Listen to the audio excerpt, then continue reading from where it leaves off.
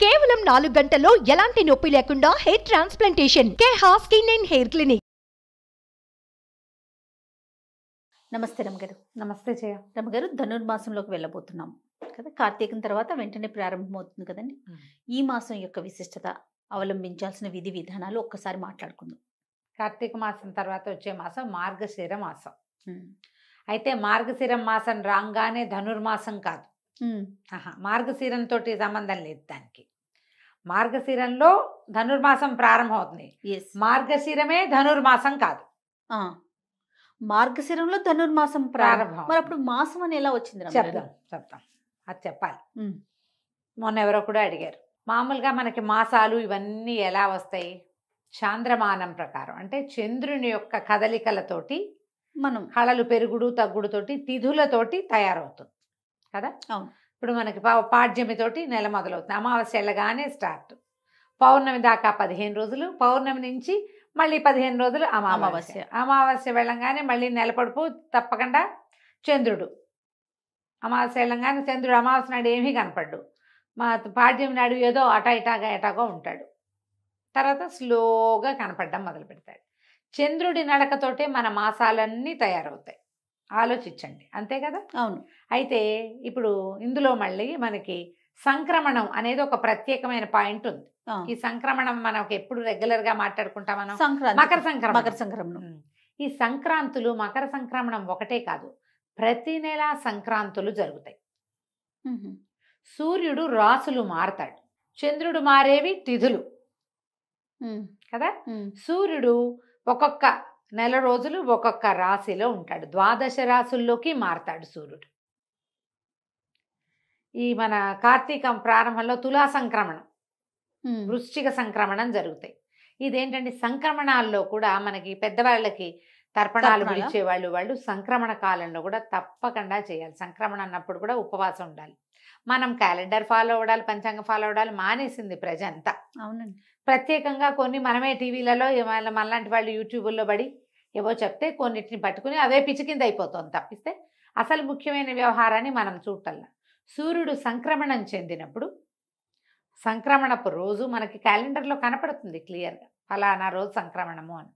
ఆనాడు పెద్దవాళ్ళకి ఇవ్వాలి తర్పణాలు, అక్కడి నుంచి బ్రాహ్మడికి దానం ఇవ్వాలని ఒక నియమం ఉంటుంది. సంక్రమణంలో నదీ స్నానం విశేషం, సంక్రమణంలో గోపూజ విశేషం, సంక్రమణంలో గోదానం విశేషం. దాన ప్రక్రియ చాలా విశేషమైంది, కానీ అవన్నీ గుర్తుపెట్టుకోం. కానీ మనకి ప్రత్యేకంగా మకర సంక్రమణం ఒకటి మనకు ఖచ్చితంగా తెలుసు. ఏం చేతంటే మకర సంక్రమణం తర్వాత కాలం మారి ఉత్తరాయణ పుణ్యకాలం ప్రారంభమవుతుంది. ఓకే. దక్షిణాయనం వెళ్ళిపోతుంది. ఇప్పుడు మన కాలాన్ని 2 నడకలుగా విభజించారు, ఉత్తరాయణము దక్షిణాయనము. అంటే సూర్యుడు తూర్పు నుంచి ఉదయిస్తాడు కదా. ఈ ఉదయించే కాలంలో దక్షిణాయనం అప్పుడేమో దక్షిణం వైపుగా వాలుగా ఉంటాడు. ఉత్తరాయణం వచ్చేసరికల్లా సూర్యుడి వాలు ఉత్తరం వైపుకి వస్తుంది.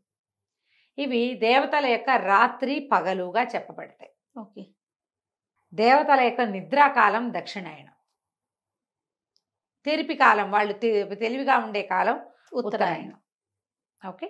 ఇప్పుడు ఈ ఉత్తరాయణం ఇవి ఎప్పుడు మారతాయని చెప్పుకున్నాం మనం? మకర సంక్రమణానికి మారతాయి.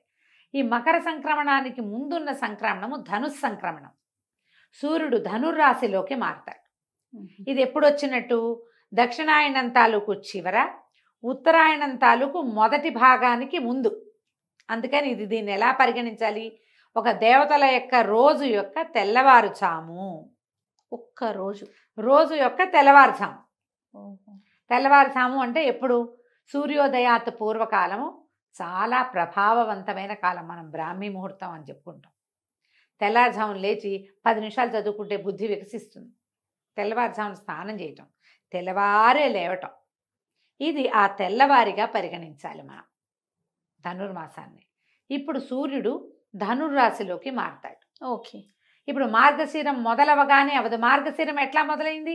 చంద్రుడు అమావాస్యతో వెళ్ళిపోయి పాడ్యమితోటి మొదలు పెట్టడంతో మార్గశిర మాసం మొదలైంది. నెంబర్ 1. మార్గశిరం వచ్చాక 7 రోజులకో 8 రోజులకో 9 రోజులకో మనకి సంక్రమణం జరగచ్చు. ఈ సంవత్సరం ఏం జరిగింది? మనకి అధిక శ్రావణం రావటం వల్ల మార్గశీర్షము రావడము, సంక్రమణం జరగటము దగ్గరగా అయిపోయింది. అవును. మనకి కార్తీక మాసం 12వ తారీఖుతో అమావాస్య అయిపోతుంది. 13 మనం పోలిపాడ్యమి చేసుకుంటాం తెల్లవారుజాము. 13, 14, 15 3 రోజులు మార్గశిరంలోనే గడుపుతాం. 16వ తారీఖు సంక్రమణం జరిగిపోతుంది. ఓకే. డేట్లు కొంచెం ముందు వెనక అవుతాయి, కానీ 16వ తారీఖు సిద్ధమే, అందులో మార్పు లేదు. ఈ 16వ తారీఖు నుంచి సూర్యుడు ధనుస్సు ధను రాశిలోకి మారటంతో సూర్యుడు మారగానే మీరు ఒక్క రోజులో డిఫరెన్స్ కనపడుతుంది చూడండి. ముందు రోజుకి ఈ రోజుకి మంచు పెరిగిపోతుంది. ఒక్క రోజులో డిఫరెన్స్ వచ్చేస్తుంది. ఈ రాశిలోకి మారేసరికి సూర్యుడు ఇంకా మందంగా అయిపోతాడు. వెచ్చదనం బాగా తగ్గిపోతుంది. పొద్దుటిపూట అసలు కనపడ్డు మనకి. బాగా 10 అయితే కానీ సూర్యబింబం మనకి కంటికి కనిపించదు. ఈ సమయం పూర్తిగా పురుషోత్తమ మాసం అని చెప్పబడేటువంటి ఈ మార్గశిర మాసంలో విశేషంగా విష్ణు పూజ చేయాలి. మధుసూదన నామధేయంతో విష్ణువు కొలువై ఉంటాడు. దీనికి మనకి భగవద్గీతలో చెప్తాడు, మాసానాం మార్గశీర్షోహం అని చెప్పాడట కృష్ణ పరమాత్మ. మాసములలో మార్గశీర్షము అత్యంత పవిత్రమైన మాసం అని చెప్పాడు.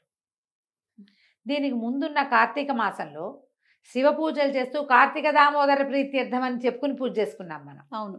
ఇప్పుడు కేవలము మధుసూదన ప్రీత్యర్థమే, మధుసూదన పూజే చేస్తాం, విష్ణు పూజే చేసుకుంటాం. అద్భుతమైన మాసంగా చెప్తారు. అయితే ఈ మాసంలో చేసే పూజా విధానము అందరూ చేయరు. ఈ 16వ తారీఖు నుంచి మేము ధనుర్మాసం అంటారు, మార్గళి అంటారు, దాని పేరు అది. ఈ మార్గళిలో విష్ణు పూజ విశేషంగా చేయబడుతుంది. నెలగంటు పెట్టడం, దాన్ని నెలగంటు పెట్టడం, నెలపట్టు అంటారు. ఇక్కడి నుంచి పూర్తిగా నెల రోజుల పాటు, అంటే మార్గశిర మొదలైన 4వ రోజున స్టార్ట్ అయింది ఇది. అంటే పుష్యమాసం వచ్చేయాలి కదా. అవును. ఈ ధనుర్మాసము అనేది మొదలయ్యేసరికి పుష్యమాసం వచ్చేస్తుంది. పౌష్యలక్ష్మి వికసిస్తుంది. అప్పటికి బంతిపూలు బ్రహ్మాండంగా వస్తాయి, వరి ఇంటికి చేరుతుంది, కొత్త అల్లుళ్ళు వస్తారు, సంక్రమణం వస్తుంది. సంక్రమణం పూర్తిగా భగవత్కాలము అది. ఆ సంక్రమణం చాలా మంచిది. మకర సంక్రమణంలో ఈ సంవత్సరం అంతా సంక్రమణాల్లో చేయవలసినవి ఏవి చేయని వాడు కూడా మకర సంక్రమణం నాడు అన్ని రకాల దానాలు ధర్మాలు ఏది చేసినా 12 చేసిన ఫలితం లభిస్తుంది. దేవతలంతా కళ్ళు విప్పి నిద్రలేస్తారు. పూర్తిగా ప్రసన్నంగా ఉండే కాలం. అంచేత ఇక్కడి నుంచి స్టార్ట్ దాన ప్రక్రియ మొదలుపెట్టే కాలం. ఓకే. ఈ ధనుర్మాసంలో ఏం చేస్తారు, గొబ్బిళ్ళు పెట్టడం. ఒక్కొక్కళ్ళు ఒక్కొక్క రకమైన ఆరాధన చేస్తారు. వైష్ణవాలయాల్లో విపరీతంగా సేవాకాలాలు జరుగుతాయి. తెల్లవారుజామునే స్వామికి కైంకర్యం చేస్తారు, సేవాకాలం సమర్పిస్తారు. ఈ సేవాకాలాలు సమర్పించేది ఏంటంటే సంవత్సరం అంతా ఒక రకంగా ఉంటే ధనుర్మాసంలో తిరుప్పావై అని ఒక ప్రత్యేకమైన పూజా విధానాన్ని సమర్పిస్తారు. గోదాదేవి శ్రీవిల్లిపుత్తూరులో జన్మించింది. పెరియాళ్ళవారికి జన్మించినటువంటి విష్ణు చిత్తుల కుమార్తె అయిన గోద, ఆవిడ భగవంతుణ్ణి ఎలా ఆరాధించిందో ఆ ఆరాధనా క్రమాన్ని ఈ నెల రోజులు స్వామికి సమర్పిస్తారు. ప్రతి చోట శ్రీరంగనాథుడు విశేషంగా సేవించబడతాడు. వెంకటేశ్వర స్వామి దేవాలయంలో కూడా తిరుప్పావయ్యే చేస్తారు. ఈవెన్ తిరుమలలో కూడా ఈ నెల రోజుల పాటు స్వామివారికి సుప్రభాతం బదులు తిరుప్పావై వినిపిస్తారు విశేషంగా. ఈ నెల అంతా కూడా అన్ని విష్ణువాలయాల్లోనూ విశేషమైన సేవలు కైంకర్యాలు జరపబడతాయి. ఇవిడ ఈ నెల రోజుల పాటు 30 పాసురాలు చదివిందట. పాసురం అంటే ఒక ప్రత్యేకమైన పాట. ఇది ద్రవిడ భాషలో ఉంది. తిరుప్పావై అంటే మంగళకరమైన మేల్కొల్పు. ఆవిడ ఏం చేసిందంటే తన చెలికత్తెల్ని అందరినీ పిలిచి, విష్ణువు సుప్రసన్నుడుగా ఉంటాడు. ఇప్పుడు ఇంతకుముందు నిద్రలేచాడు ఈయన. కార్తీక శుద్ధ ద్వాదశికి ఏకాదశి నాడు నిద్రలేచాడు కదా. నిద్రలేచి అత్యంత ప్రసన్నుడుగా ఉంటాడు. ఆయనకి అత్యంత ప్రీతి మాత్రమైన మార్గశిర మాసము, సూర్యుడు సంక్రమణం చెంది దేవతలందరూ కొలువయ్యే కాలము. వాళ్ళందరూ నిద్రలేస్తారు. తెల్లవారు ప్రబోధ సమయం కదా. అవును. వాళ్ళు నిద్రలు లేచే కాలం ఇది. ఈ సమయంలో గనక మనం భగవత్ సేవం చేస్తే భగవంతుడు మనని అనుగ్రహిస్తాడని చెప్పి తన చెలికత్తెల్ని అందరినీ పిలుస్తూ కృష్ణుడి గురించిన గాథలు ఆవిడ చెప్తూ రోజుకొక పాట చొప్పున ఆమె పాడింది. ఆ పాడిన 30 పాటలని ఇప్పుడు చెప్పుకుంటాం. ఇది అందరూ చేసేది చేయగలిగేది కాదు. ఎందుకంటే ఇది తిరుప్పావై ద్రవిడ భాషలో ఉంది. మనం చేయగలిగేది ఏమిటి? వాకిళ్ళు తెల్లవారుజామునే లేవటం, వాకిళ్ళల్లో శుభ్రంగా వాకిళ్ళు శుభ్రం చేసుకుని చక్కటి ముగ్గులు తీర్చుకోవటం, వాకిళ్ళల్లో గొబ్బిళ్ళు పెట్టడం. 3-4 ఏళ్ళ నాడు నేను కోయంబత్తూరు వెళ్ళాను. ప్రతి వాకిలి తెల్లవారేసరికి ముగ్గులే చేయ. అవునండి. మనుషులు తక్కువ ఉన్నారు, ముగ్గులు మాత్రం బ్రహ్మాండంగా ఉన్నాయి. తెల్లవారి 6 o'clockకి బయలుదేరితే వీధులన్నీ ముగ్గులే. 6ంటికే మంచు చలి అయినా సరే నర్సీపట్నం దగ్గర బాగా ఎక్కువ చలి ప్రదేశం ఒకటి ఉంది. ఏంటబ్బా దాని పేరు? నర్సీపట్నం దగ్గర చింతపల్లి వాటి దగ్గర హైయెస్ట్ లోయెస్ట్ టెంపరేచర్ 1 వస్తుంది అక్కడ. ఆ ఊరి పేరు చటుకుని గుర్తు రావట్లేదే నాకు. చాలా ఇంట్రెస్టింగ్గా ఆ చలి ఏమిటో చూద్దామని వెళ్ళాం మేము. లంబసింగి వెళ్ళాం ఒక సంవత్సరం డిసెంబర్లో. చలి అదేమిటో చూడాలని. ఒక్కొక్కటి ఉంటుంది కదా. ఆ లంబసింగిలో కూడా తెల్లవారు 5ంటికి ముగ్గులు. చలి చచ్చిపోతున్నాం. 1 ఉంది మేము వెళ్ళిన రోజు. 0 వస్తుంది చూద్దాం అనుకున్నాం. అంతకు ముందు రోజు వచ్చిందట, మేము వెళ్ళిన రోజు 1 ఉంది. అక్కడ కూడా ముగ్గులు ఉన్నాయి. మనం చేసే సేవ ఏంటంటే ఈ పుణ్యకాలంలో, ఈ ధనుర్మాస కాలంలో అందరూ వాకిట్లో ముగ్గేసుకుంటే విష్ణు సేవ చేసినట్టే. అది ఓకే. గొబ్బిళ్ళు పెట్టుకోవటం. గొబ్బిళ్ళు పెడతారు కదా కొన్ని ప్రాంతాల్లో. పల్లెటూళ్ళలో కుదురుతుంది, సిటీలలో కుదరదు. ఎవరికి కుదురుతుందో వాళ్ళు పెట్టండి, ముగ్గేసుకోండి. కనీసం పొద్దునే లేవాలి దానికోసం. ఖచ్చితంగా పాకెట్లో ముగ్గులు వేసుకోవటం. అది కూడా ముగ్గులు వేస్తే పీట ముగ్గులు వేస్తాం. అదే గళ్ళ ముగ్గులు, పీటల ముగ్గులు పెద్దది వేయటం, గుమ్మడి పువ్వులతో అలంకారం చేయటం, గొబ్బిళ్ళు పెట్టటము, గొబ్బి తట్టటము. ప్రత్యేకంగా గొబ్బిళ్ళు పెట్టావా చిన్నప్పుడు? పెట్టాను. ఓకే. మేము చాలా ఏళ్ళు పెట్టాం. ఓకే. చిట్టుగూడూరులో ఉన్నంత కాలం ప్రతి సంవత్సరం పెట్టేవాళ్ళం గొబ్బిళ్ళు. మాకు మంచి గొబ్బిళ్ళు సరదా. మా గొడ్లు బాగా ఉన్నాయి, ఆవులు బ్రహ్మాండమైన ఆవులు ఉన్నాయి. సో మంచి అవకాశం లభించేది. తర్వాత కూడా ఇప్పటికి కూడా మా వాళ్ళు పెడతారు. అయితే ఈ గొబ్బిళ్ళు పెట్టుకోవటం, తర్వాత దేవాలయ దర్శనము మంచిది. ఇందులో ఈ 30 రోజుల ధనుర్మాసంలో 10 రోజులైనా ఈ సేవాకాలాన్ని చూడడం, 8 రోజులైనా, 6 రోజులైనా, 2 రోజులైనా, కనీసం 1 రోజైనా విష్ణువాలయ దర్శనం మంచిది.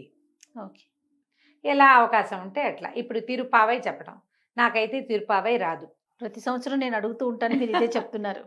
నేను నేర్చుకోలేదు. ఈ సంవత్సరం నేర్చుకుందామని ట్రై చేశాను జయ. నిజంగా సుమన్ టీవీ కోసమే. అవకాశం లభించలే. అదే కొద్దిగా శ్రద్ధారాహిత్యం కూడా. ఎండాకాలం అవకాశం లభించినప్పుడు శ్రద్ధ లేదు. శ్రావణ మాసం వచ్చేసరికి అవకాశం తప్పిపోయింది. ఎవరి దగ్గరైనా కుదురుగా నేర్చుకుని వచ్చే సంవత్సరం ఏమైనా చెప్పగలనేమో ట్రై చేస్తా. ఓకే. సరే, అవకాశం ఉన్న వాళ్ళు మీకు రాకపోతే అది చదవాల్సిందేనని పెట్టుకోవద్దమ్మా. అలాంటిది ఏమీ లేదు. మనం ఏం చేయొచ్చు అంటే, ఇది ధనుర్మాసం మంచిదని మనకు తెలుసు, ముగ్గులు వేసుకుంటాం మనం. మనకు తిరుపావై రాదు, లేదు పూజ, అసలు మనం వైష్ణవులం కాదు, ఏం పర్వాలే. కానీ విష్ణువే జగన్నియామకుడు, ఈ ప్రపంచాన్ని నడిపించేవాడు ఆయనే. ఆ కాలమే చేయక్కర్లా, ఏదో ఒక చేతకొచ్చిన సేవాకాలం చేసుకోవచ్చు మనం. ప్రతిరోజు కృష్ణగాథలు వినొచ్చు, చదవచ్చు. విష్ణు సంబంధమైనది ఏ స్తోత్రమైనా చదువుకోవచ్చు. కృష్ణాష్టకం చదవచ్చు, అచ్యుతాష్టకం, నారాయణాష్టకం, గోవిందాష్టకం, మధురాష్టకం, జగన్నాథాష్టకం, ఏదైనా చదువుకోండి. విష్ణు సహస్రనామం చదవండి, అన్నిటికంటే అద్భుతమైంది. చిన్నదో పెద్దదో, కృష్ణాష్టకం మరీ బుజ్జిది, అన్నిటికంటే చిన్నది. నాకు మీతో విష్ణు సహస్రనామాలు చెప్పించాలని ఎప్పటి నుంచి అడుగుతున్నాను రమ్మగారు. తిరుపావై తప్పించేసుకున్నారు. సరే, ఓకే, అది ద్రవిడ భాషలో ఉంటుంది, నిజంగానే కష్టసాధ్యం. కానీ విష్ణు సహస్రనామాలైనా పెట్టుకుందాం రమ్మగారు. ఒక 2 లైన్లు, లేకపోతే 4 పెట్టుకొని దాని అర్థం చూద్దాంలే జయ, చెప్తా. భగవంతుడు దానికే అవకాశం ఎప్పుడో ఇస్తాడంటారా? ఏమో, చూద్దాం. ఇన్నిటికి ఇచ్చాడు, దానికి ఇస్తాడేమో. మీ అవకాశాలను బట్టి ఎక్కడ మన దగ్గర వేణుగోపాల స్వామి గుడి, రామాలయము, తర్వాత వెంకటేశ్వర స్వామి గుడి, నరసింహస్వామి గుడి, ఏ దేవాలయానికి వెళ్ళినా సేవాకాలం జరుగుతుంది. తప్పకుండా స్వామిని దర్శించండి, ఆండాళ్ళని దర్శించండి. ఆమె మానవ స్వరూపంలో జన్మించింది. భగవంతుణ్ణి చేరటానికి ఎలాంటి ప్రీతిపాత్రమైన పని చేసినా భగవంతుడికి ప్రీతి దేనికి చెందుతాడు? శ్రద్ధాభక్తి ఉంటే చాలని చెప్పింది. అవి 2 ఉంటే చాలని ప్రపంచానికి చాటి చెప్పిన తల్లి. ఈ 30 రోజులు ఆమెను పూజిస్తారు ప్రత్యేకంగా. ఆమెను చూసి ఒకసారి దండం పెట్టుకుని ఒకసారి దేవాలయ దర్శనం చేసుకున్నా కూడా చాలా మంచిది. మీ అవకాశాలను బట్టి చేయండి. ధనుస్సు వెళ్ళగానే చివరికి ఏం చేస్తారు, చివరి రోజులో గోదా కళ్యాణం, గోదా రంగనాథ స్వామి కళ్యాణం చేస్తారు. అవకాశం ఉంటే ఏదైనా రంగనాథ స్వామి దేవాలయమో క్షేత్రానికి వెళ్ళటమో ప్రయత్నం చేసి చూడండి, మీ కుదిరికను బట్టి. తప్పకుండా మీ అవకాశాన్ని బట్టి చేయొచ్చు. ఇది ధనుర్మాస విశేషం. సంతోషం రమగారు. నమస్తే. నమస్తే జయ.